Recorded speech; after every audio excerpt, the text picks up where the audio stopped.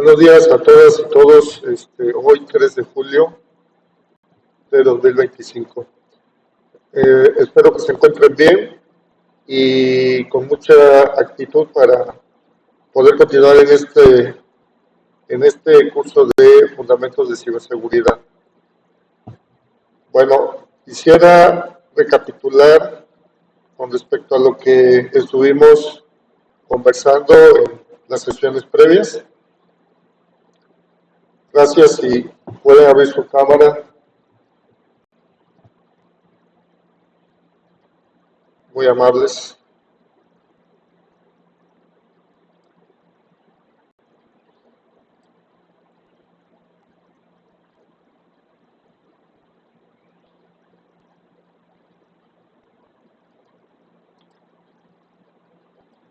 Gracias.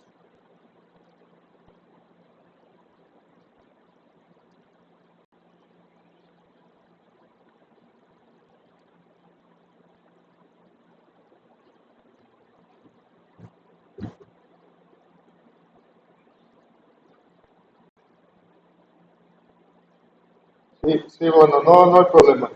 Bueno, pues es un gusto saludarles y para iniciar el día de hoy esta sesión. eh, Gracias, ya pueden cerrar su cámara.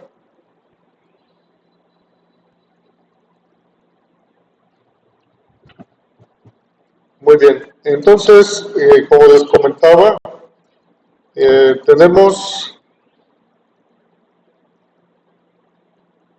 ya 2 sesiones previas y pues ahorita quisiera hacer una recapitulación de lo que vimos. Entonces, les presento pantalla.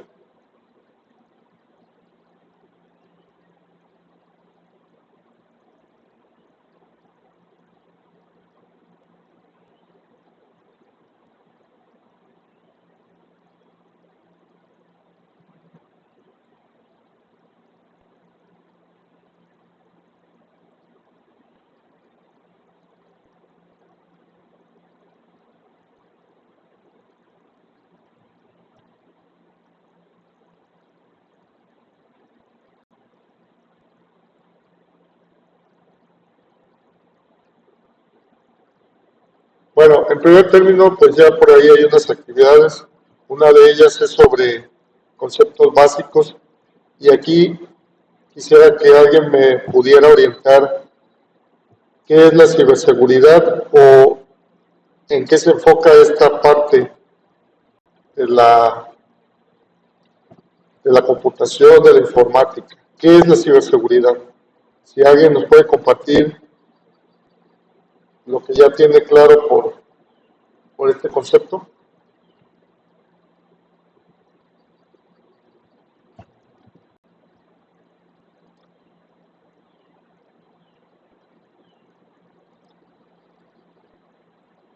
Parece que hoy no hubo cafecito en la mañana o es muy temprano.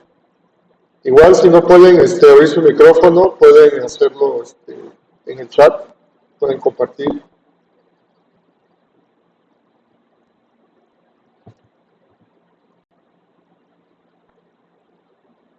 Bueno, voy a pasar entonces a la diapositiva que lo explica. La ciberseguridad es la protección de los sistemas, redes y los programas o el software de los ataques digitales. Consiste en salvaguardar la información de accesos no autorizados contra daños o destrucción. Aquí es donde entra un pilar, o bueno, 3 pilares que forman una tríada y que se conocen o se reconocen con 3 siglas, ¿no? Que son las siglas C y D. Y esto pues corresponde a confidencialidad, integridad y disponibilidad. ¿Alguien podría explicarme el concepto o en qué consiste la confidencialidad? ¿Qué es lo que se quiere proteger con respecto a la confidencialidad?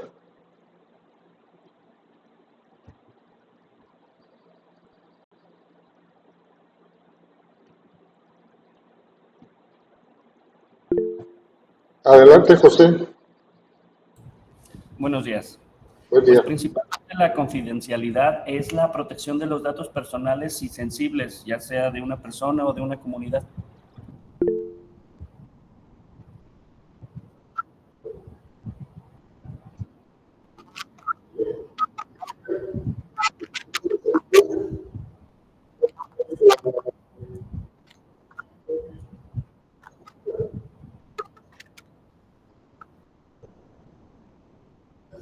Comentarios aquí en el chat.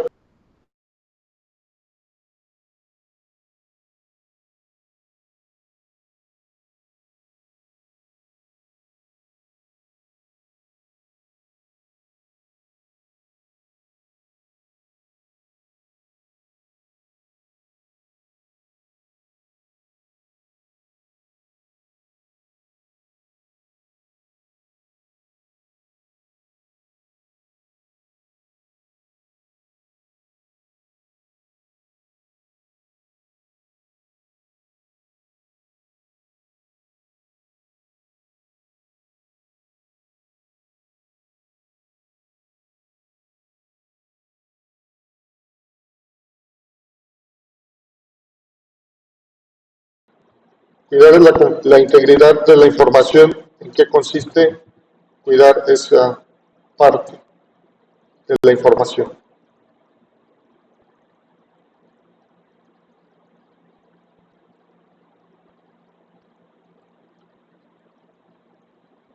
Pues la información sea precisa, sin modificaciones, o sea, que no esté expuesta a esas modificaciones, y aquí en este caso ayudan mucho las copias de seguridad.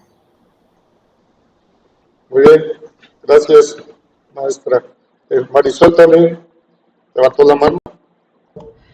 Sí, muy parecido a lo que dijo la maestra Susi, por eso la bajé. Sí, más que nada, pues es garantizar que los datos sean protegidos contra modificaciones o destrucciones, ¿no? Que no sean autorizados por los usuarios. Muchas gracias.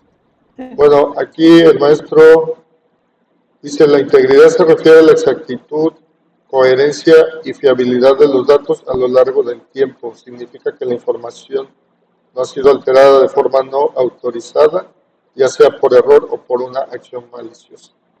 Muy bien, sí, maestro, gracias. Bueno, efectivamente vamos a procurar que nuestros datos se mantengan sin alteraciones no autorizadas, y pues para eso pues tenemos que protegerlos contra accesos no autorizados, de tal manera que, bueno, esto igual va de la mano con respecto a la confidencialidad, que no haya accesos no autorizados, y pues el tener copias de seguridad sobre todo se enfoca hacia el tercer aspecto o hacia el tercer pilar, que es la disponibilidad, porque en el momento que los datos sean exfiltrados o sean alterados, en ese momento es donde ya entra en acción ese tercer pilar, que sería la disponibilidad, que bueno, es sobre todo una medida de mitigación de riesgo o una medida de recuperación contra eventos o incidentes de seguridad. Entonces, bueno, ahí vamos a hablar ahora del tercer pilar, que es la disponibilidad. ¿En qué consiste esta característica que se debe de cuidar?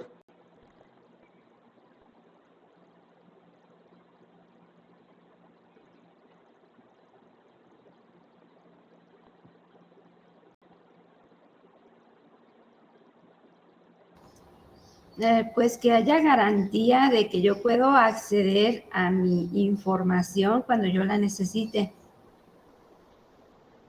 Sí, gracias.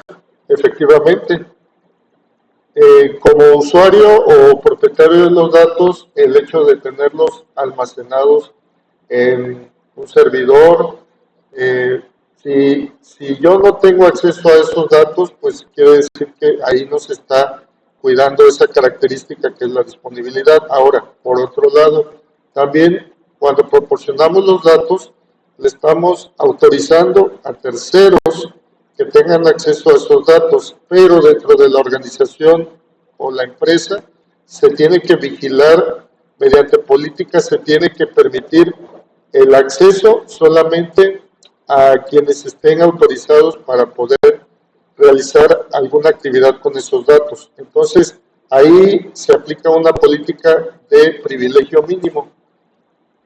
Permítame un momento, voy a atender aquí a una compañera que vino al taller, permítame. Bueno, muy bien. Bueno, nos quedamos con los pilares, ¿verdad? De la tríada CID, o bueno, por sus siglas en inglés se reconocería como CIA, pero sobre ese punto sí me gustaría abundar un poco. Quiero presentarles un video que de hecho ayer estuve compartiendo algunos, no sé si ya verificaron.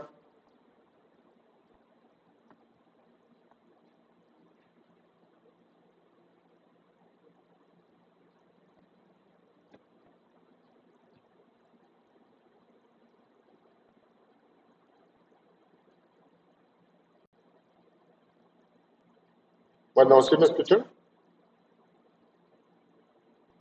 Sí, maestro. Sí, sí lo escuchamos. Gracias.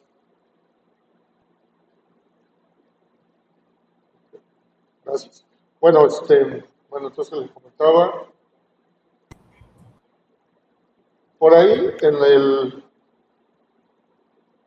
sí quiero que chequen esto porque pues ustedes ya en el tiempo que dispongan para su formación,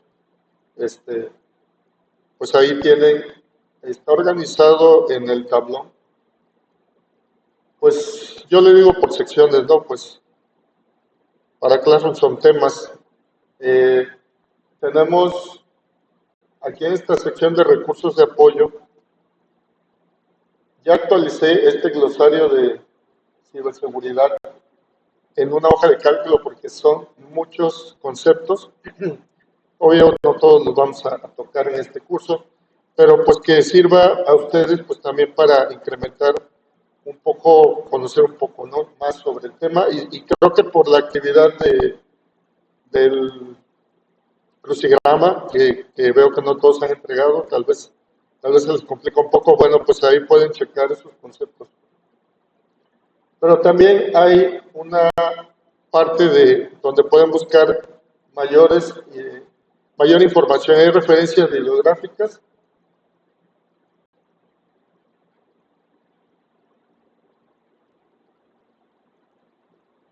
Y para que ustedes abunden sobre el tema, si llevan más interés en conocer sobre esto, bueno, pues aquí hay mucha información.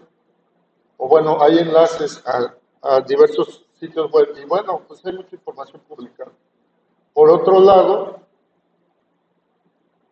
también una infografía, aquí también está accesible. Pues hagan de cuenta que es como un resumen, ¿no? Un poco como un resumen de los temas que estamos viendo. Miren, aquí se explican estos puntos que estaba comentando: confidencialidad, integridad, disponibilidad. Entonces, eso también yo se los recomiendo aquí, mediante este sitio web, pues van a encontrar un resumen, ¿no?, de los temas que estamos viendo. Muy bien. A ver, ¿alguien comenta algo? Karina, sí, yo saqué casi todas las palabras del crucigrama de la infografía. Muy bien, excelente estrategia.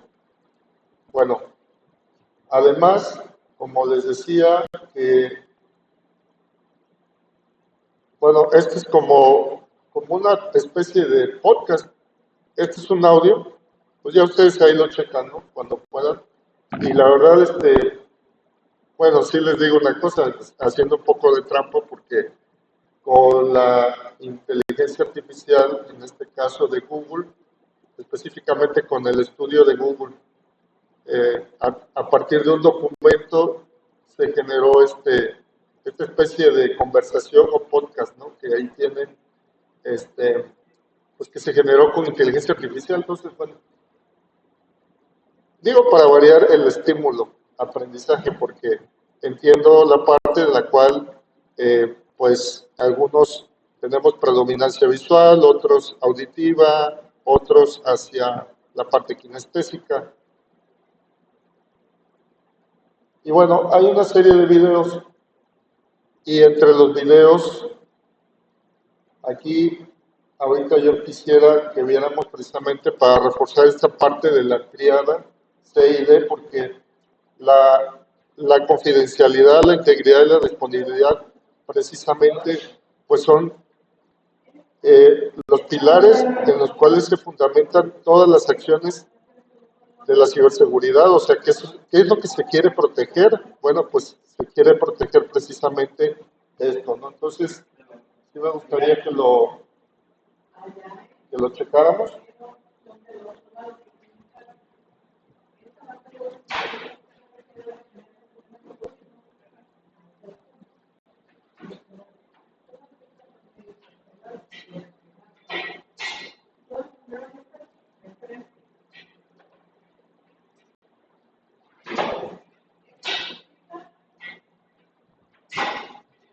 Permítame un momento. Como profesional de seguridad a decidir si los datos son confiables o no.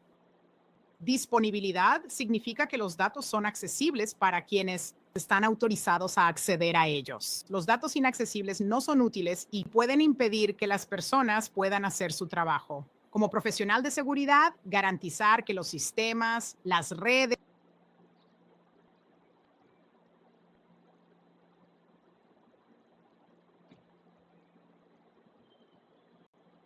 Bueno, hay pausas porque en estos videos se incluyen algunas preguntas. Pues es una estrategia, de hecho, se pueden generar videos de esta forma, ¿no?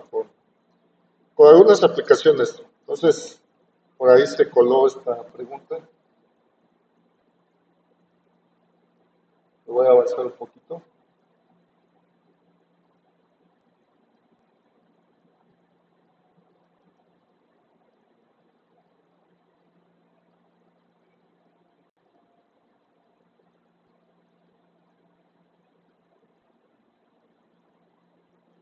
Sí, se quedó grabado.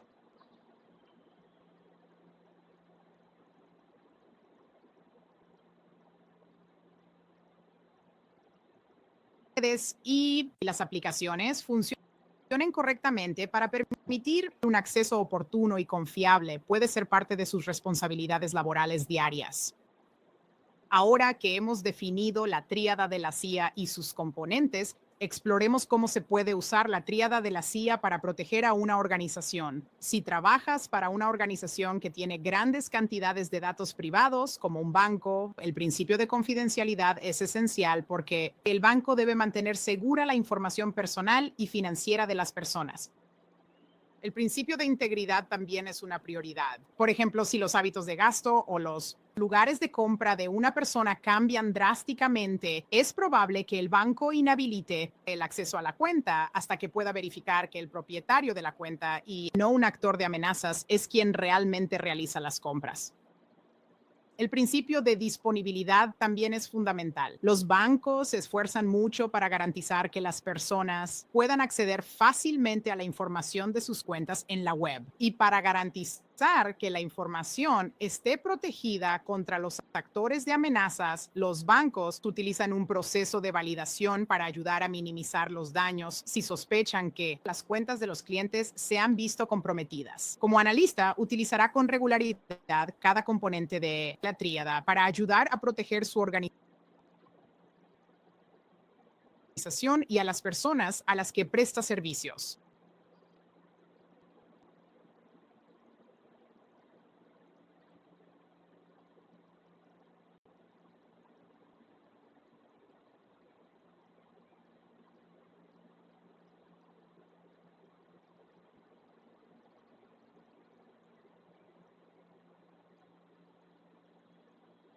Además, tener siempre en cuenta la tríada SID le ayuda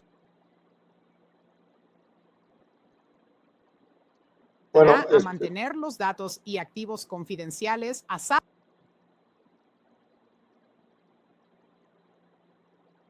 salvo de una variedad de amenazas, riesgos y vulnerabilidades, incluidos los ataques de ingeniería social, el software malicioso y el robo de datos de los que hablamos anteriormente. Bueno, cuestiones técnicas, bueno, pero espero que cuando ustedes lo vean, pues su internet sea más estable y lo puedan ver bien. La cuestión de todo esto es la explicación, ¿no? O sea, recordar que estos son los pilares en los cuales se fundamentan todas las acciones que van encaminadas hacia proteger, pues, estos datos que son los activos digitales. Y bueno, son algunos de los activos que se tienen que proteger en el campo de la ciberseguridad. Bueno, no sé si aquí hay algún comentario que ustedes quieran compartir.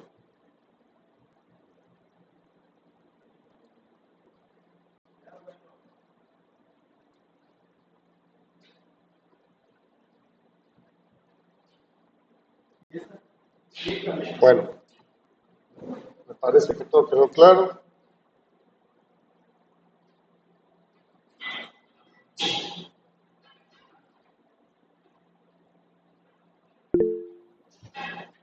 Sí, adelante, maestro. Ok, a ver, aquí sí es un poco confuso, porque en este video se utiliza inteligencia artificial para hacer la traducción.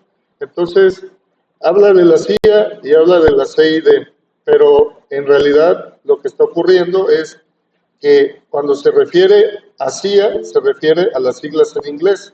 Entonces, por ejemplo, la C de confidentiality en inglés, la I de integrity y la A de availability, pero pues lo está comentando en inglés, ¿sí? Pero al mismo tiempo también está como que confuso que dice CID, pero pues CID ya es en español, confidencialidad, integridad, disponibilidad, pero pues es prácticamente lo mismo. Entonces, no es que la CIA, que bueno, pues para la información que pues yo creo que es de dominio público, que es una agencia central de inteligencia y pues con no sé cuántas películas en las cuales se habla sobre esta agencia de seguridad de Estados Unidos, pero en realidad no tiene conexión con eso.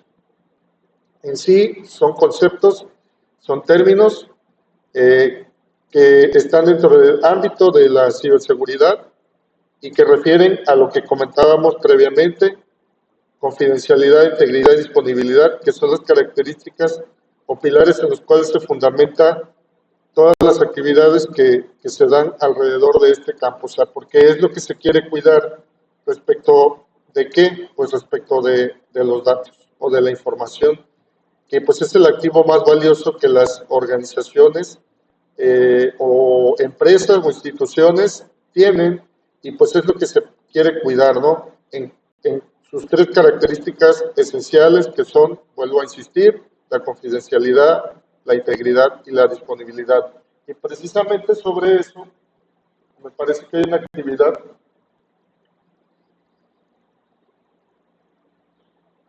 que no estoy seguro si ya la desarrollaron.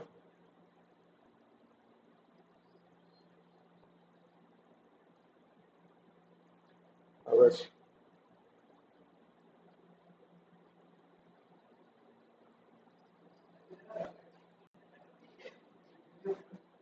Bueno, hay una evaluación de las actividades del tema 3. Luego por aquí, tal vez si ya avanzaron un poquito, ya llegaron al punto de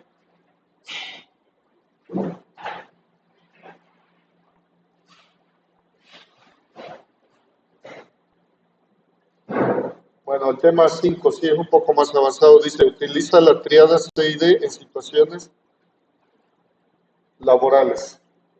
O sea, ¿dónde se aplican estos tres componentes? Ya sea que indistintamente se utilice el término CID por sus siglas en español o las siglas CIA por sus, ahora sí por sus siglas en inglés, pero se refiere a lo mismo: confidencialidad, integridad y disponibilidad. Entonces, cuando hagan esta actividad del tema 5, pues se apoyan en la información que previamente hemos compartido, pero también pueden apoyarse en este video. No sé si hay alguna otra pregunta sobre este punto.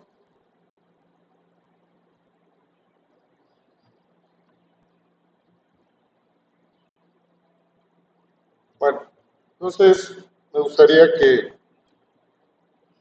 viéramos otra información.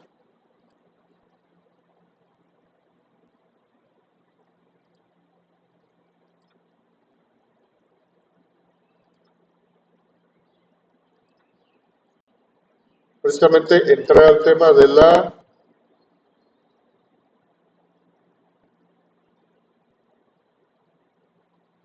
criptografía.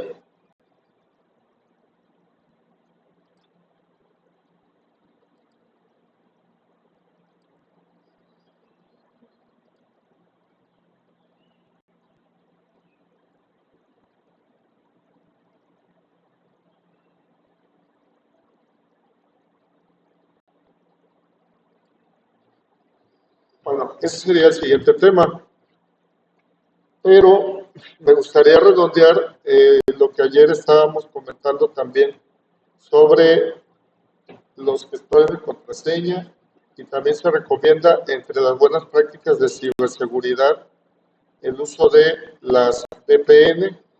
Entonces, sí quisiera abundar un poquito en ese tema, porque solamente comentamos sobre el uso de contraseñas complejas y usar gestores de contraseña.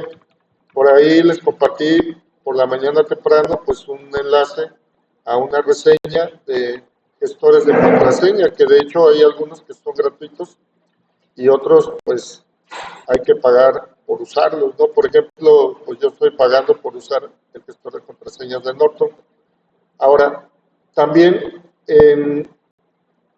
en los navegadores como Google, como Edge y otros, tienen gestores de contraseña que están integrados y que son gratuitos, aunque no tienen todas las características que tienen otros gestores de contraseña. Ahora, ¿qué tan confiables sean? Bueno, pues ahí sí es importante ver las reseñas y la información que esté publicando, pues, medios pues con reputación, ¿verdad?, para poder hablar sobre este tema. Entonces sí es necesario checar ese dato, porque sí es un riesgo que de repente pongamos tanta información ahí, y luego, pues, por otro lado, pues también se corren riesgos, ¿no? Recordemos que todo dispositivo que esté conectado a la Internet está en riesgo de ser atacado, y pues que haya una exfiltración de datos. Entonces, aquí, por ejemplo, me preguntaba Jared, hacía un mensaje privado, me preguntaba que si era buena estrategia usar una libreta para anotar las contraseñas. Bueno, yo les comparto que yo sí lo hago. Ese sería como mi gestor de contraseñas. No sé quiénes más lo hagan, pero honestamente, pues sí, hay un dicho, ¿no?, que más vale la más pálida tinta que la memoria, ¿no? Porque a veces, y en muchos de los casos, primero nuestra memoria falla. En segundo término, pues el tener un registro, en este caso físico, pues nos puede ayudar a que en un momento dado, fíjense bien qué cosas pueden pasar o qué riesgos podemos tener. Bueno, primero que nada, prácticamente todos los servicios actualmente que utilizan el multifactor de autenticación o la autenticación de 2 pasos, pues Depende mucho de que tengamos nuestro dispositivo móvil disponible o tengamos acceso a otra cuenta de correo. Ahora bien, ¿qué puede pasar? En el peor de los casos, pues que nuestra contraseña ya confiamos que se quedó ahí guardada. Esto lo veo frecuentemente con estudiantes que luego he atendido, porque también pues colaboro en una una universidad privada, que es la Universidad del Golfo. Y bueno, en este caso, pues me he encontrado con varias situaciones que los estudiantes tienen tanta confianza de que en su dispositivo móvil tienen sus accesos ya configurados, ¿verdad? Sus contraseñas almacenadas y luego pues no las recuerdan. Entonces también a mí me ha pasado, entonces a todos nos puede pasar. La memoria no es infalible. La información está ahí, pero para encontrarla nos cuesta un poco de trabajo, sobre todo cuando no es información significativa, ¿verdad? Para nosotros. Pero bueno, la cuestión es la siguiente. Es una buena estrategia, en mi opinión. Ya queda de cada quien cómo lo lleve a cabo, porque un registro físico, pues lo puedo tener a buen resguardo en la casa, si no lo ando cargando, porque bueno, el riesgo de que el dispositivo móvil, aparte, pues lo podemos perder. Sí, sí lo podemos perder, créanme. A mí me pasó. Yo perdí un móvil en uno de esos cursos que fui a la ciudad de Oaxaca y ya en una salida perdí el móvil. O sea, y lo busqué, no lo encontré. Bueno, que te lo roben. Ese es otro punto. Que te roben el móvil. Yo creo que, pues si no, en ciudades eh, pues de provincia, digamos, como en la que me encuentro yo, tal vez no sea el mayor delito, pero en ciudades más grandes, pues estoy seguro que sí, el robo de los móviles. Entonces, sí es una cuestión importante, ¿no? Que sobre todo tengamos una manera de recuperar, pues, información sensible. Siempre recomendar, en este caso, si pudiéramos llegar a ser víctimas de un robo, pues que ese móvil esté protegido, pues ahora sí que tenga su PIN configurado, que tenga su huella configurada, entre otras capas de seguridad que podemos configurar ahí en el móvil. Pero bueno, independientemente de eso, pues ¿qué puede ocurrir? Pues que si yo ya tengo ese registro ahí físico, pues yo llego a la casa, busco mi registro físico y pues ahí encuentro los datos importantes, pero hay que mantenerlo actualizado, porque ese es el otro punto, ¿verdad? O sea que no confiarnos que, bueno, ya nuestro gestor de contraseñas, ahí están los datos, bueno, pero pues aparte podemos y debemos tener actualizado ese registro físico. Aquí hay comentarios en el chat. A ver, muy bien, dice Dani, yo también anoto mis contraseñas. Comenta Yaret, es el temor de todo usuario que si le roban el dispositivo, ¿cómo asegurar que el ladrón no acceda a todos los datos ni a los contactos y que pueda recuperar todo mediante el nuevo dispositivo? Pues ahí es donde sí les recomiendo, como les decía, tener configurada esa protección de su dispositivo móvil para que no se pueda acceder pues rápidamente. Bueno, aunque sí hay estrategias, hay herramientas que utilizan para poder romper las claves y tener acceso, pero pues aquí también está en la rapidez en la cual bloqueemos el dispositivo. ¿Y eso cómo lo podemos hacer? Pues lo podemos hacer directamente en nuestra cuenta.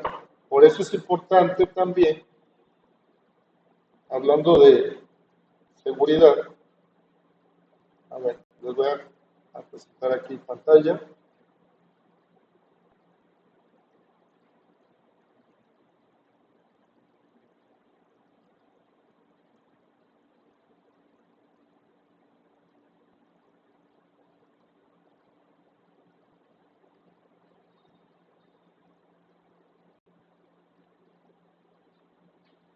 Vamos. Me dicen si se ve. Sí, sí se ve. Gracias. Ok, mire.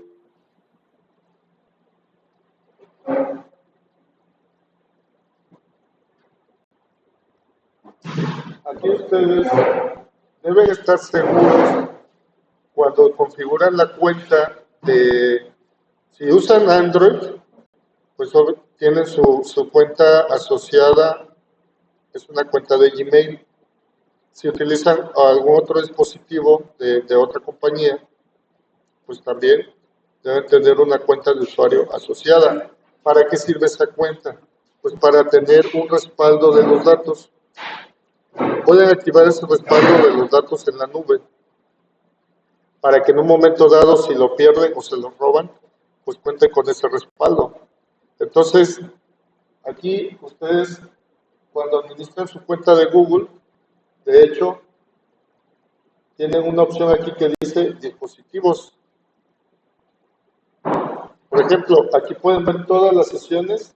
Yo puedo ver aquí todas las sesiones que he abierto. Me indica dónde, me indica cuándo y me indica qué tipo de sistema operativo se usa en ese dispositivo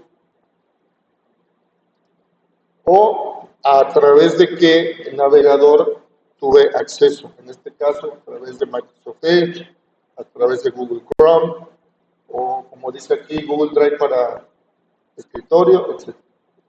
También me dice en qué dispositivos tengo abierta la sesión, en dispositivos móviles. Y también me dice, todavía más allá, a qué aplicaciones le he dado acceso a través de mi dispositivo.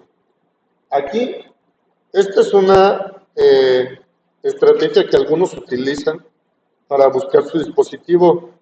Créanme que he leído pues, notas periodísticas de situaciones complicadas que los usuarios viven o han vivido por el mejor interés de recuperar un teléfono móvil, pero créanme que son riesgos. Aquí, la verdad, esto sí es una característica que está implementada, pero sobre todo, pues si el usuario, pues, está plenamente consciente que donde lo busque, pues sea un sitio seguro, porque luego se ponen en riesgo. Yaret, adelante, ¿quieres comentar algo? Que si funciona con Apple también, sí tiene, de hecho, los dispositivos de Apple tienen mucha seguridad y es una controversia que han tenido pues no solamente con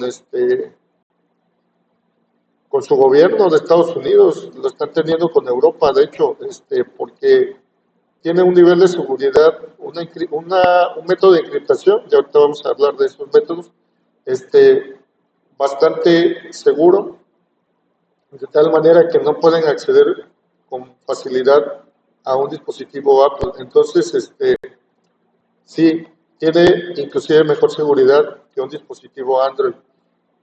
Y bueno, pues sí es la controversia porque el gobierno de Estados Unidos, no sé si fue el año pasado o hace un par de años, tenía la controversia por un caso porque quería tener acceso a los dispositivos pues de una persona, ¿no? Entonces querían que Apple les diera, pues les dijera cómo, ¿no? O sea, no solamente que les diera acceso, sino que les diera la tecnología, pero pues Apple no accede fácilmente a hacer esto, ¿no? Entonces sí es una cuestión complicada. Pero bueno, Apple sí es muy seguro. Bueno, y como les decía, esta característica de buscar el dispositivo sí la pueden activar, pero no se pongan en riesgo. Si llegara a ocurrirles que les roben el dispositivo, no. La verdad, aquí lo recomendable es reportar, en este caso a la empresa de telefonía para que bloqueen el número para empezar. Y pues ustedes también aquí, pues recuperen la información, ¿no? Entonces, de esta manera, porque recuerden que tiene un número único que es el email mediante el cual se identifica el dispositivo. Bueno, a través del chip que se le pone, pero aquí lo importante es que ustedes pueden revisar realmente a qué aplicaciones tienen acceso, inclusive si ven algo que no reconocen, por ejemplo aquí nos está indicando o preguntando, ¿hay algo que no reconoces? Si es así, pues entonces se puede cerrar la sesión en el dispositivo. José dice, el buscar dispositivo yo se lo pongo a mis alumnos en una clase. Sí, como una método de enseñar la característica está perfecto, ¿no? O sea, entonces aquí, pues si ustedes lo quieren probar, si nunca lo han hecho, adelante. Yo a lo que me refiero, que en una situación, ¿verdad? Sí, exacto, para que sepan cómo hacerlo. Sí, ahí es donde ustedes pueden hacerlo, ¿no? Si yo aquí le doy buscar dispositivo, pues me va a indicar en dónde se encuentra, ¿no? Inclusive hasta reproducir un sonido. Bueno, esos son los casos que definitivamente lo dejamos, a lo mejor lo dejamos, pues por ahí en la casa o en la oficina y no lo encontramos. Pero en los casos que haya un robo, honestamente sí es un riesgo andar buscando el dispositivo, porque sí hay situaciones donde pues ha habido cuestiones que lamentar en cuanto a la integridad física. Entonces aquí tienen la opción de bloquear el dispositivo. Aquí directamente ya lo localiza. Por ejemplo, aquí. De hecho, me dice en este caso que el dispositivo no está localizable. Me da el email, me dice el tipo de dispositivo. Entonces, seguramente tengo desactivada esa característica en mi dispositivo y por ese motivo aquí la aplicación no la encuentra. Sí, bueno, un rastreador en sí sería un dispositivo como los AirTag que se le pueden poner a otro elemento, vamos a pensar una caja, una bolsa, y mediante ese dispositivo, que sí sería un rastreador, pues ahí a través del GPS lo localiza. Aquí estamos hablando que de hecho el dispositivo móvil en sí, pues tiene componentes que cuando nosotros tenemos activado el GPS y otras características, pues está de hecho constantemente registrándose en dónde se localiza. Aquí pues debo tener desactivada alguna característica y por ese motivo no lo localiza. Ahora, aquí yo podría optar por bloquear el dispositivo. Lo que sí me está dando como indicio, fíjense, que dice, fue visto por última vez ahora mismo. ¿Eso qué quiere decir? Como que me está diciendo, oye, ahí lo tienes al alcance, ¿verdad? Pero aparte me está diciendo en qué red está conectada. Y efectivamente es la red en la cual estoy en este momento, que es la Wi-Fi Secati 72. Hasta me está diciendo cuánto de batería tiene el dispositivo. 40% tiene. Y puedo reproducir el sonido.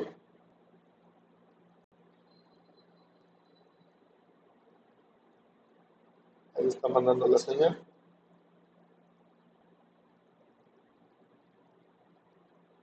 Y bueno, supuestamente el dispositivo debería sonar, pero no suena porque tengo todo el volumen abajo. ¿Ok? Entonces, ahora, si yo le doy restablecer el estado de fábrica del dispositivo, ¿qué pasaría? Bueno, pues que ahí todos los datos se van a borrar. Es como resetearlo, ¿no? Es un reset. Entonces, cualquier información que tuviera, ahí ya se tiene que perder. Entonces, ¿esto cuándo lo tenemos que hacer? Pues la verdad sí lo tenemos que hacer inmediatamente. O sea que si llegara a ocurrir que nos lo roben, pues buscar el acceso mediante pues una computadora, preferentemente, pues para que podamos tener acceso a estas características y podamos hacer ese reseteo de la información y pues ahora sí que procurar que este dispositivo pues se elimine la información. Y bueno, pues luego bloquearlo, porque pues así ya no le damos acceso al delincuente a que use el dispositivo nuevamente. Ahora sí, miren, ya lo localizó.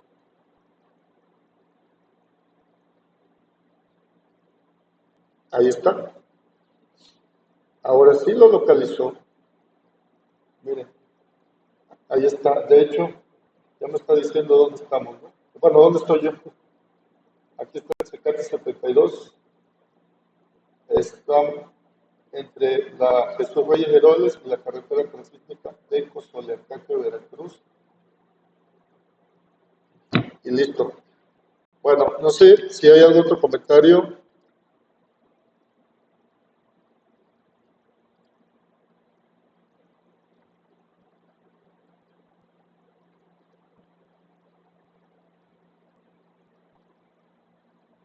Aquí podría compartir con alguien más, por ejemplo, la ubicación de mi dispositivo y por ende mi ubicación también, ¿no? Generalmente no nos separamos del móvil. Aquí podríamos gestionar si alguien, algún familiar o alguna persona de confianza, pues quisiéramos nosotros que tuviera acceso a nuestra ubicación, no a nuestro dispositivo, sino a nuestra ubicación y por seguridad, ¿verdad? A veces lo activamos. Ahora, aquí también hay una característica de bloqueo remoto. Dice bloquear tu dispositivo perdido o robado. Y aquí ponemos el número. Entonces, esta función para la protección de la información. Ahora, ¿de qué estamos hablando en este punto? Fíjense, esta no es una estrategia de prevención, esta ya es una estrategia de recuperación. O sea que después de que ocurre el evento de el agente de amenaza, pues viene a ser ese delincuente que nos roba el dispositivo o ese descuido o olvido que podemos tener, que son eventos o incidentes de seguridad que ocurren. Entonces, esta estrategia que estamos comentando es una estrategia de recuperación. Ahora, para que nosotros minimicemos los riesgos o mitiguemos los riesgos, pues tenemos que identificar la vulnerabilidad. Ejemplo de vulnerabilidad, tal vez, no sé, que tengamos nuestro dispositivo y no le hayamos configurado el PIN. Esa es una vulnerabilidad. Que no tengamos una, ¿cómo se llama? Característica de bloqueo, que siempre está activo. O sea, que nosotros no configuramos que en determinado tiempo, pues, se bloquee. Entonces, esa es otra vulnerabilidad. ¿Y cómo reducimos esas vulnerabilidades? Pues las vamos reduciendo aplicando esas estrategias de protección, le vamos agregando capas de seguridad, ¿sí? Configuramos el PIN, activamos que se bloquee después de, no sé, 30 segundos, 15 segundos, En fin, o sea, vamos haciendo estrategias para mitigar el riesgo. Ahora, esto de buscar el dispositivo, bloquearlo, resetearlo, pues eso es recuperación. O sea, después de que ocurre el incidente y bueno, atenderlo y posteriormente recuperar la información. Ahora, ¿dónde la podemos recuperar? Aquí yo podría bloquear el dispositivo. Ahora, ¿por qué me da acceso a hacerlo? Porque tal vez aquí se me pueda ocurrir querer bloquear el número de alguien más, pero no funciona así. ¿Por qué? Porque está configurada que esta cuenta de antemano ya tiene acceso a ese dispositivo. Si nosotros quisiéramos intentar bloquear un número de alguien, de alguien más, o de un dispositivo que no sea de nosotros, pues no tiene por qué funcionar esto porque no tendría acceso. Esta cuenta de Google no tendría acceso a ese dispositivo porque no está configurado así. A no ser que encuentre un atacante una forma de autenticarse, precisamente mediante el robo de credenciales y autenticarse. Y poder tener acceso a estas características de la cuenta. Entonces ahí sí estaríamos totalmente en riesgo.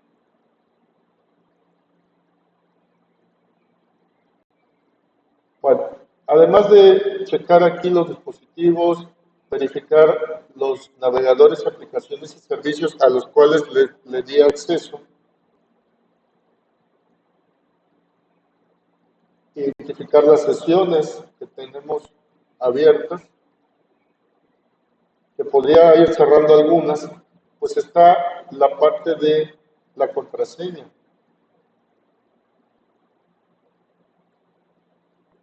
Entonces, para poder configurar la contraseña, pues hay que saber la contraseña. Entonces, sí es importante que este dato lo tengamos registrado en un lugar seguro. Y puede ser, de hecho yo la aplico, una buena estrategia, independientemente que a lo mejor usemos un gestor de contraseñas, pues tengamos también un registro físico. Bueno. Ahora, aquí el gestor de contraseñas de Google, que es gratuito, pues aquí tengo todos los sitios de los cuales he registrado contraseñas. Pero yo quisiera que checaran esta característica que es la revisión de contraseñas.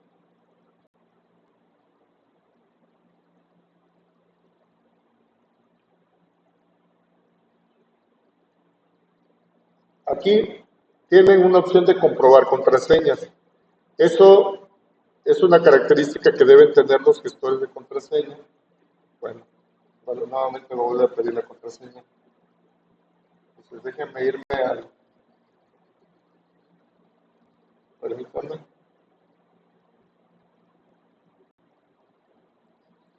A ver, hay mensajes en el WhatsApp. A ver. Okay, a ver, perdón.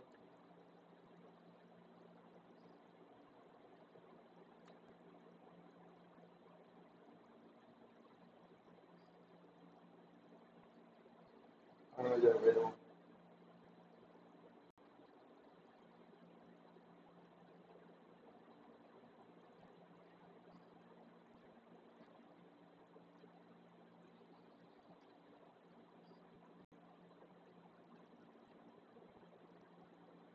Sí, es que no estaba checando los mensajes del chat.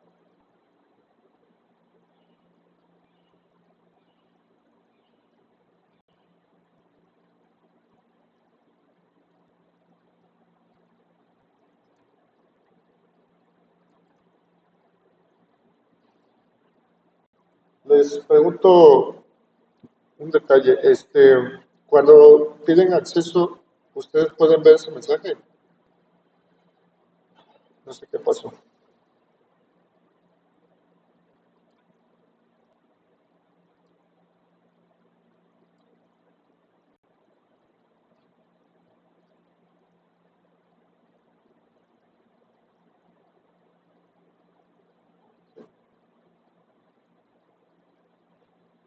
Este, por ahí sí tienen a maestra Karen, sí se pudo conectar, discúlpeme, apenas hizo un mensaje.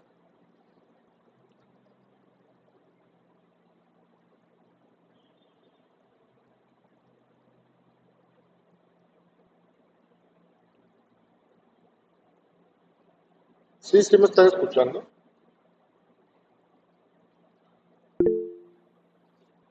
Gracias. Bueno, a ver, vamos a intentar acceder.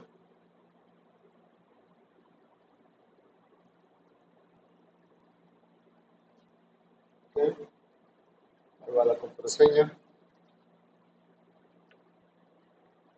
Y miren el reporte que me está dando de mis contraseñas que tengo almacenadas en el gestor de contraseñas de mi cuenta de Google. Ya tengo una contraseña vulnerada.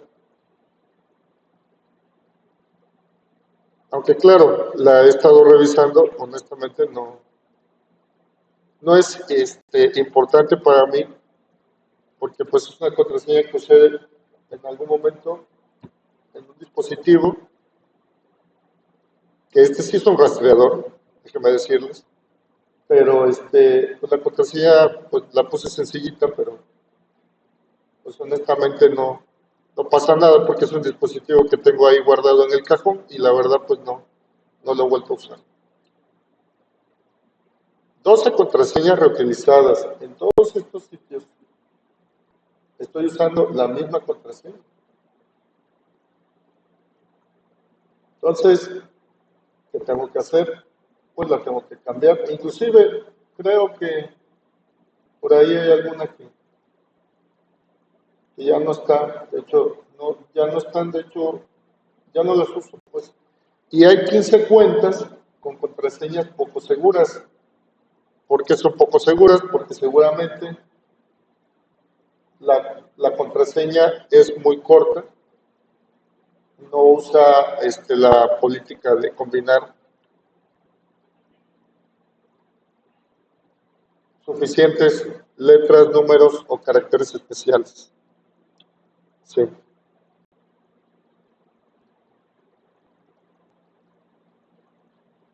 Entonces sí, esa es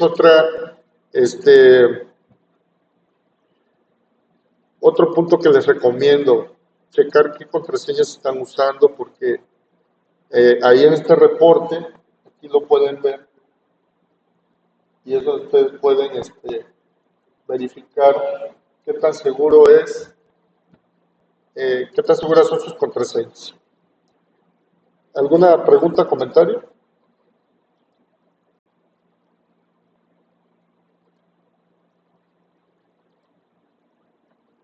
Sí, maestro, dice, cuando se bloquea el dispositivo, se puede borrar los datos automáticamente. La verdad, nunca lo he hecho yo. Les digo que cuando perdí el dispositivo móvil, no estaba yo tan seguro. Inclusive la información pues ahí se quedó, mucha información sensible. Intenté borrarla, desconozco si se logró. La verdad, fue un poquito de caos, porque andaba de viaje y no tenía acceso a otro dispositivo de manera rápida. Pero pues gracias por compartir ese dato, maestro. Maestra Karen, una disculpa porque no había visto su mensaje, pero qué bueno que se pudo conectar.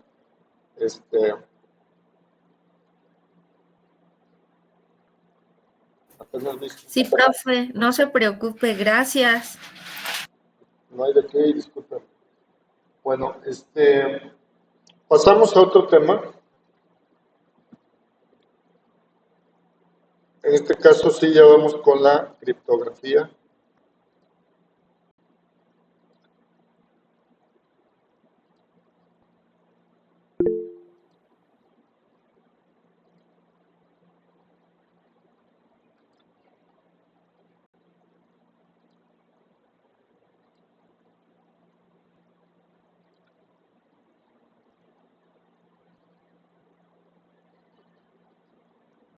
Por favor, me confirman si se ve.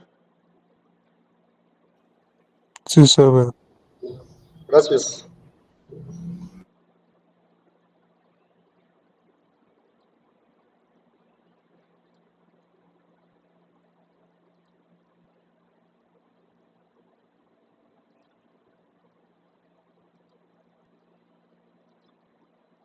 Muy bien. La criptología se define como el arte de la información secreta. Se dice que es un arte.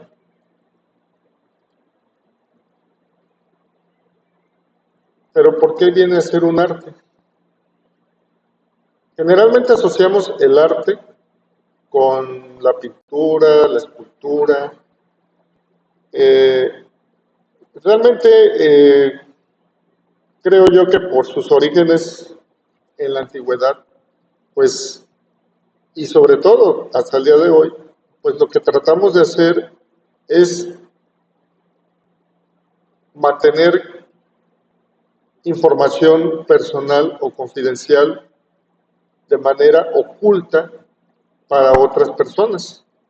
Entonces, en ese sentido, creo que por eso aquí este término, ¿no? De que la criptología es un arte. Pero bueno, vamos a ver de qué trata. La palabra en sí, el vocablo, tiene un origen griego y se refiere a la palabra criptos o cripta en español.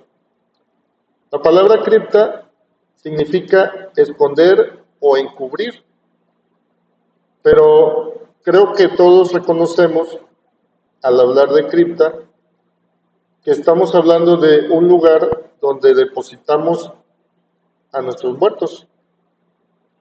Entonces, esos espacios están bajo tierra, están ocultos y claro que también en este caso conllevan a la acción de resguardar o de mantener oculto, en este caso, pues, a nuestros muertos. Pero aquí, pues, se trata de ocultar o de esconder datos. Ahora, tenemos la criptografía. La criptografía es el arte de escribir con claves secretas o de forma enigmática. Entonces, esta actividad o esta técnica, pues ya referidos más a nuestro ámbito tecnológico, pues es un conjunto de técnicas que van a convertir un texto plano en un texto ilegible. La criptología, entonces, más allá de que se diga que es un arte, es un tratado o estudio sobre los escritos o los textos cifrados o la información cifrada. Y el criptoanálisis viene a ser el arte o la técnica o las técnicas para descifrar los criptogramas que se producen a partir de las técnicas aplicadas de criptografía. También pues la conocemos como información cifrada.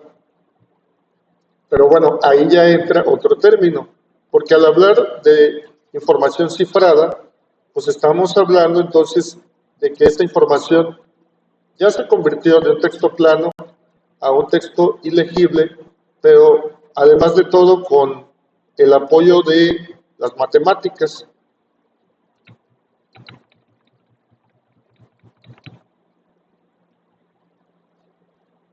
Bueno, esta diapositiva pues refuerza lo anterior. La palabra cripta proviene del griego, significa esconder o encubrir. Según la Real Academia de la Lengua Española, se define como un lugar subterráneo donde se enterraba a los muertos o donde se entierra a los muertos. Por extensión, la criptografía se define entonces como el arte de escribir con claves secretas o de forma enigmática.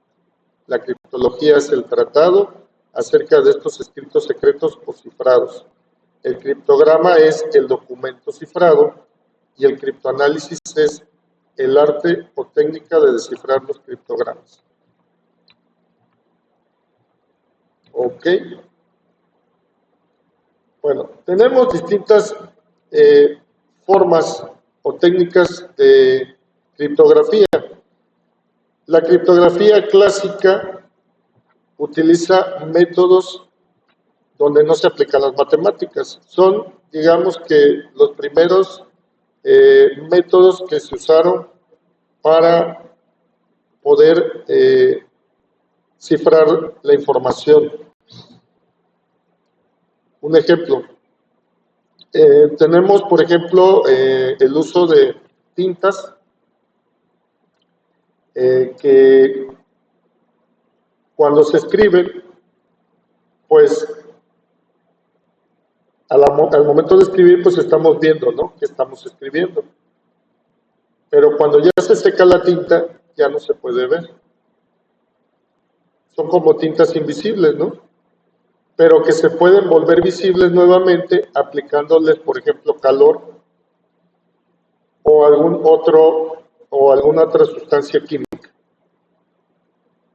Ejemplo, pueden tomar un jugo de limón, usar una pluma o algo para escribir.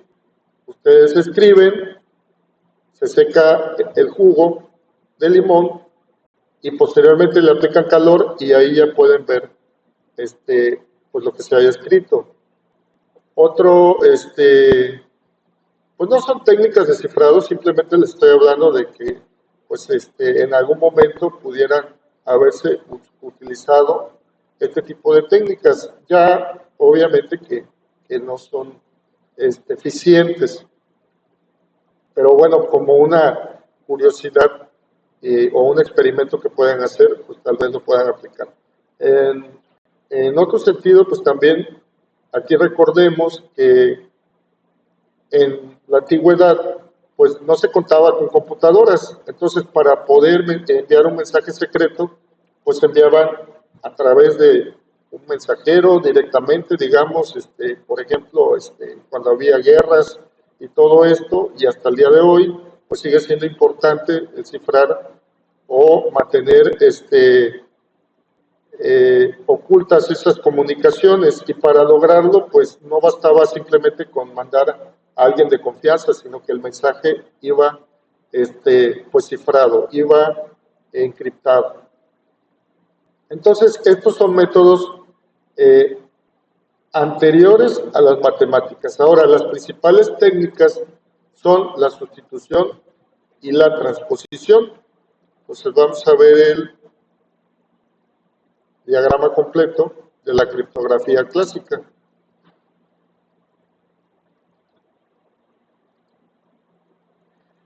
Los criptosistemas por sustitución se pueden clasificar en dos tipos de sistemas, monoalfabético o polialfabético. En los sistemas monoalfabéticos encontramos como ejemplo el cifrado César. El cifrado César consiste en sustituir una letra por otra. También está el alfabeto mixto.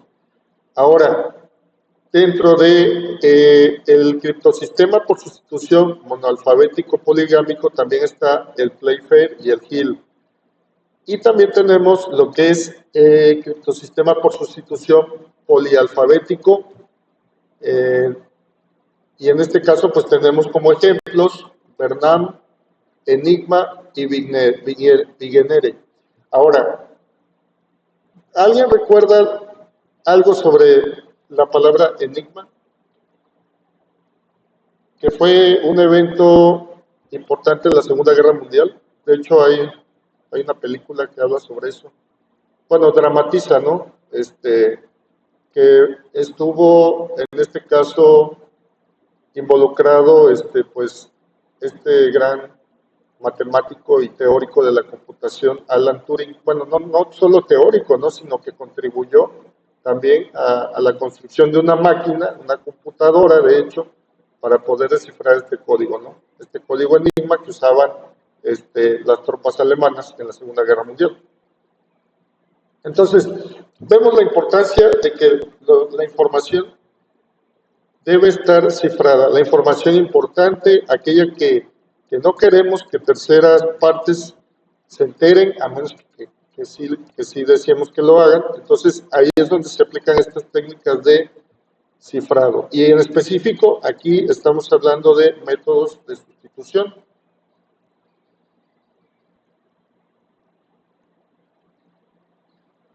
Entonces, son dos técnicas clásicas que, pues, en la informática, pues, la verdad es que no se usan. O bueno, no son eficientes si alguien llegara a utilizarlas, pero pues existen, ¿no? Porque pues hay mucha información al respecto. Entonces, estas dos técnicas que son la sustitución y la transposición, pues son las técnicas que se denominan técnicas clásicas de criptografía. Se sustituye una letra por otra. Por ejemplo, aquí tenemos un mensaje original y se recoge dinero mismo lugar.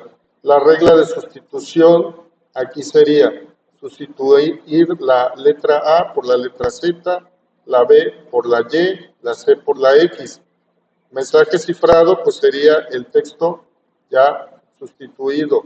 Para eso hay que usar una tabla de cifrado por sustitución. Aquí tenemos el ejemplo. Arriba tenemos el alfabeto, en este caso el alfabeto inglés, porque pues, no tiene la ñ, por ejemplo. Y ahí tenemos arriba, en la primera fila, el texto sin cifrar, o digamos que las letras como deberían escribirse. Y abajo ya se tiene por cuál letra se sustituiría la letra que está arriba, ¿no? La A por la Z, la B por la Y, la C por la X, etcétera. Esta es una técnica de sustitución para cifrar un mensaje. Entonces, este sería el patrón de sustitución. En este caso, el cifrado César es el que más se reconoce como un cifrado que utiliza este patrón de sustitución de letras. Posteriormente viene una innovación que fue, en este caso, desarrollada por Lester Hill en el año 1929. Aquí Lester Hill propone usar ecuaciones lineales y matrices para cifrar los datos basados en el módulo 26, porque pues, son las letras del alfabeto inglés. Entonces, aquí ya se introducen las matemáticas hacia el cifrado. En este caso, el sistema o criptosistema se conoce como Playfair. ¿Cómo funciona el cifrador Hill? Se agrupan las letras, se dividen en grupos de 3 o 4. Por cada letra cifrada se va a utilizar una ecuación lineal y se formarán matrices para resolver las incógnitas. Aquí tenemos un ejemplo del cifrador Hill. Por ejemplo, aquí dice dinero depositado en Zurich. Se toman bloques de 3 letras y se forma la matriz de claves que pues las elige la persona que esté haciendo el cifrado.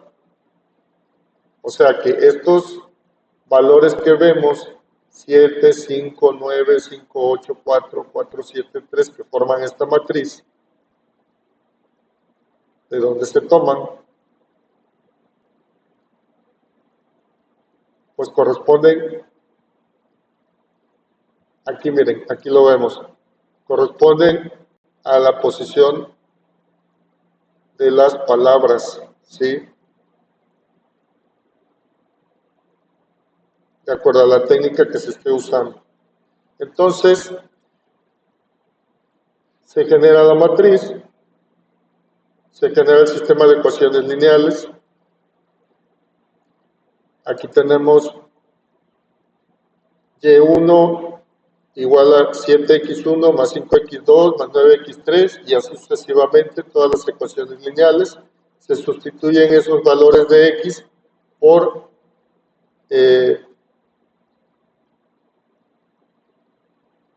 el número que corresponde a cada letra y luego pues se resuelve el sistema de ecuaciones. Bueno, en este caso pues no se trata de que se vea cómo hacer esto, ¿verdad? Pero simplemente se le está dando un ejemplo de que, bueno, aquí ya se utilizan las matemáticas para poder cifrar un mensaje. ¿Hasta aquí hay alguna pregunta?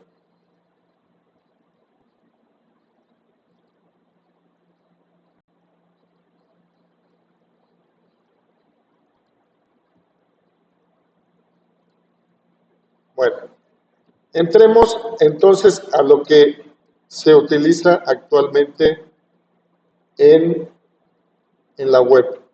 En la web se utilizan técnicas de cifrado que pueden ser de cifrado simétrico o cifrado asimétrico. El cifrado simétrico consiste en que el emisor y el receptor tienen la llave o clave secreta para poder cifrar o descifrar el mensaje. Este tipo de cifrado es el que utilizan actualmente se utiliza actualmente en la mayoría de las comunicaciones que se llevan a cabo en la web. No es el sistema más seguro, pero sí es el sistema más rápido.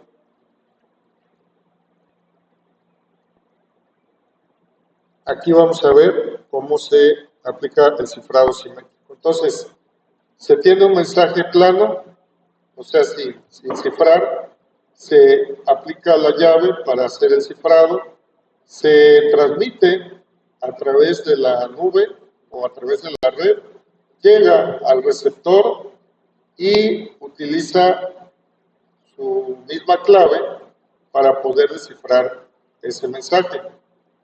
En eso consiste el cifrado simétrico. Luego tenemos el cifrado asimétrico. Aquí se requieren dos claves, una pública y otra privada. Estas están relacionadas matemáticamente. Sin embargo,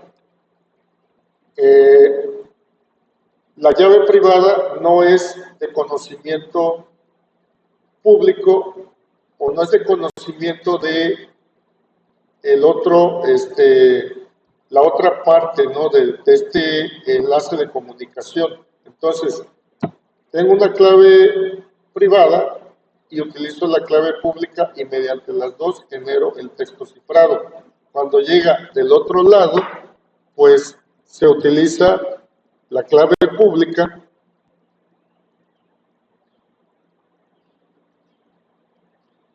¿verdad? Se utiliza la clave privada, perdón, para poder descifrar el mensaje. Entonces, aquí vemos un esquema de su funcionamiento. Está el texto plano, donde el usuario A le quiere enviar un mensaje al usuario B. El usuario A utiliza la clave pública para cifrar el mensaje. Transmite los datos y luego llega al usuario B, el cual descifra el mensaje usando su clave privada. ¿Cuál sería un esquema de esta naturaleza? Pues el correo electrónico, por ejemplo. Con el correo electrónico, ¿qué ocurre? El usuario accesa a su cuenta de correo, escribe un mensaje y luego lo envía. Cuando se envía el mensaje cifrado con una clave pública. Llega al buzón y para que el usuario destinatario lo pueda ver, tiene que introducir su contraseña para tener acceso al buzón. Esa sería su clave privada. Y de esta manera el destinatario puede ver el mensaje. O sea, aparte que va cifrado por la clave pública, también debe poner su clave privada para poder tener acceso y ver el mensaje. Eso es lo que está pasando ahí. ¿Ok? Ahora, ¿cuál sería el ejemplo de un cifrado simétrico?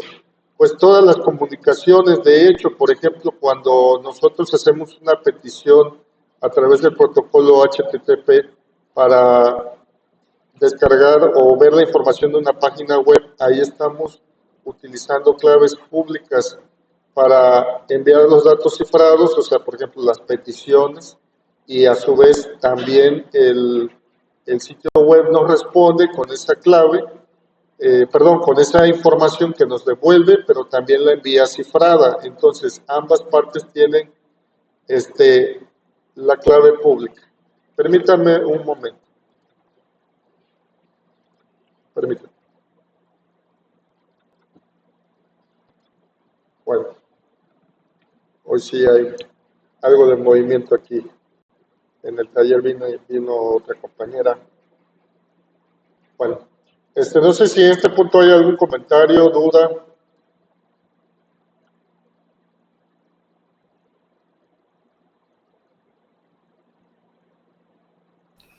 No, maestro, todo bien, muchas gracias. Gracias. Miren, hay una dinámica, una actividad que la analizamos, no sé si ayer, bueno, sobre el phishing. Ahí en una parte se ve, por ejemplo, que la URL pudiera ser sospechosa cuando no presenta el protocolo seguro HTTPS.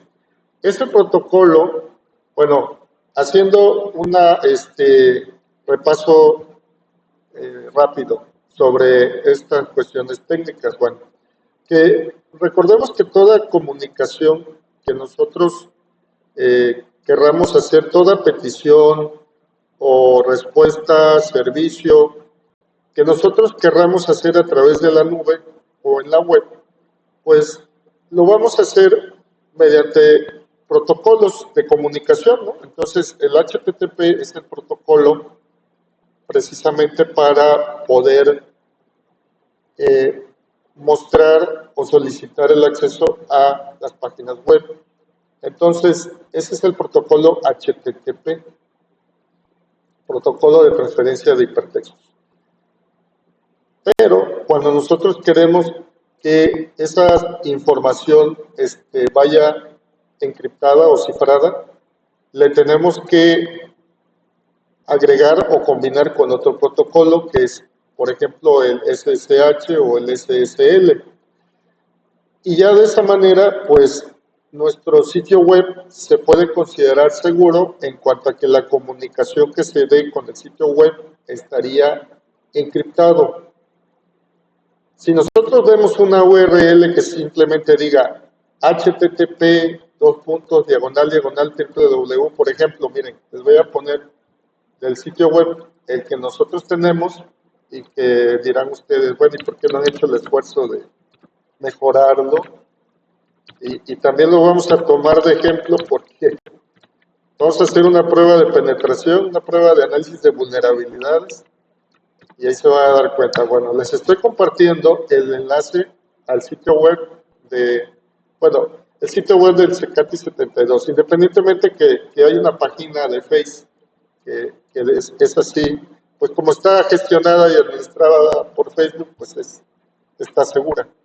Pero bueno, en este caso, si ustedes se dan cuenta, la URL dice http://www.cecati72.com.mx. Bueno, ¿a qué voy? Que no podríamos considerarlo que es un sitio web seguro en tanto que la información no se encripta. Para que nosotros consideremos que la información que estamos enviando al sitio web y que estamos recibiendo del sitio web se considere que está encriptado y por ende que sea un sitio seguro, tendría que tener ese protocolo también. Y entonces aquí, en lugar de que diga HTTP, debería decir HTTPS, porque ya tiene esa capa de seguridad de que la comunicación está encriptada. Bueno, resulta que puede ser que así sea, pero para que se logre tener esa capa de seguridad, hay que gestionar un certificado de seguridad. digital.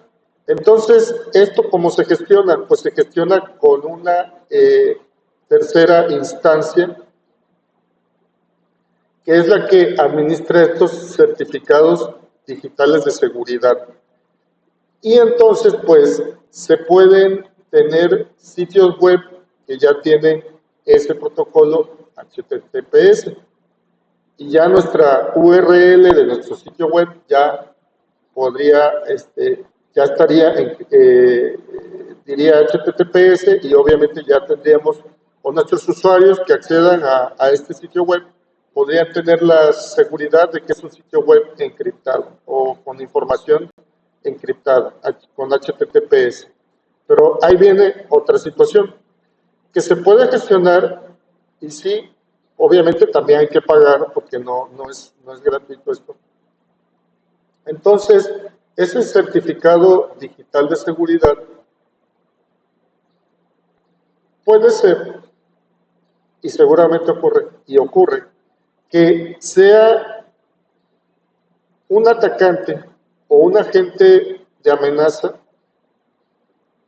quien esté creando ese sitio web y gestionar que sea o que tenga ese certificado de seguridad, pero que realmente no es un sitio web legítimo.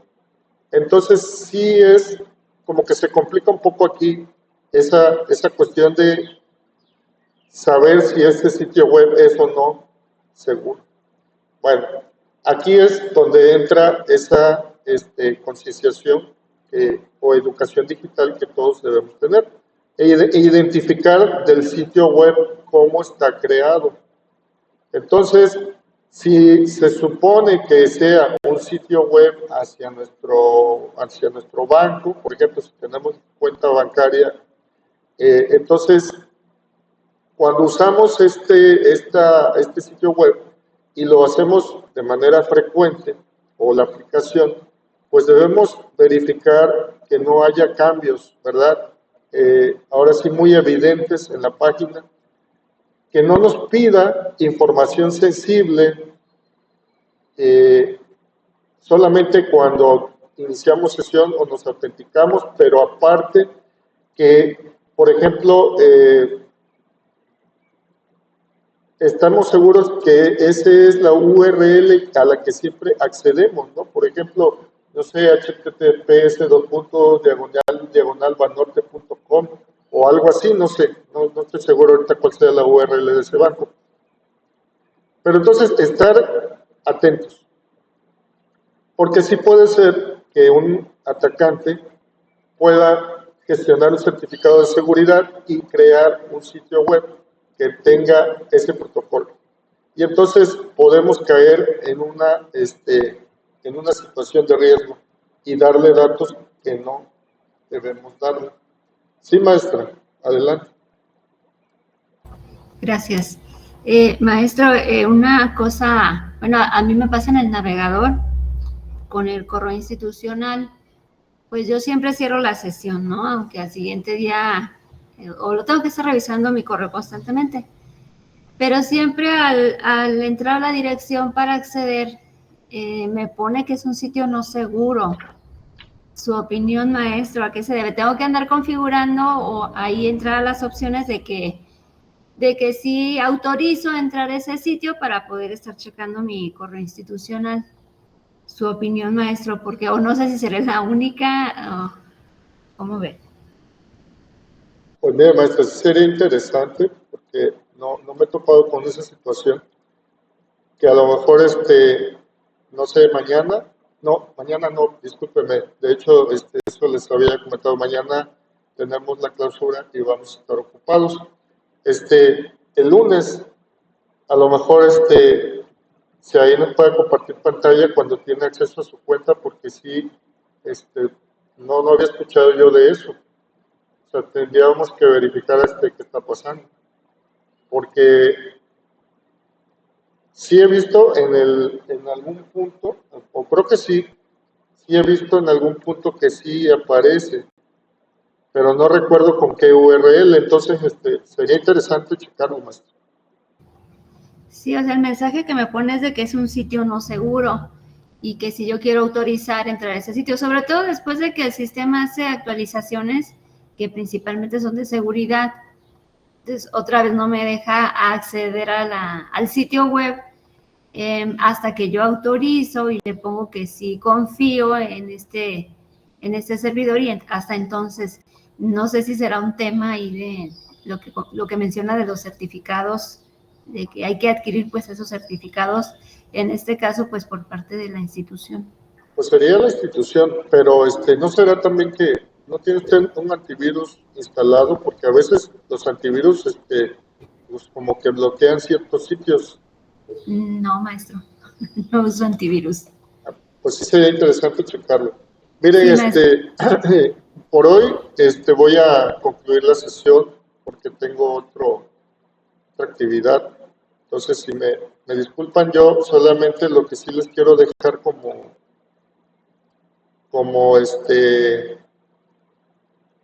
pues actividad asignada, que chequen, hay unos videos precisamente en la sección de recursos de apoyo, hay 2 videos interesantes precisamente sobre criptografía y sobre funciones hash, que ya ahorita ya no lo alcanzamos a ver, pero pues lo podemos checar el lunes.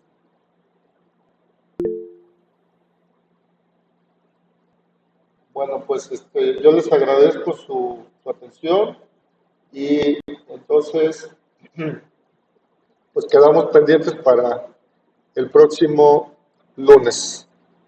Gracias y que tengan muy buen día. Gracias, maestro. Bonito fin de semana. Hasta luego. Hasta luego. muchas gracias, saludos a todos. Karen, te envié un mensaje de WhatsApp, porfis. Sí, Susi, ahorita me comunico contigo. Gracias.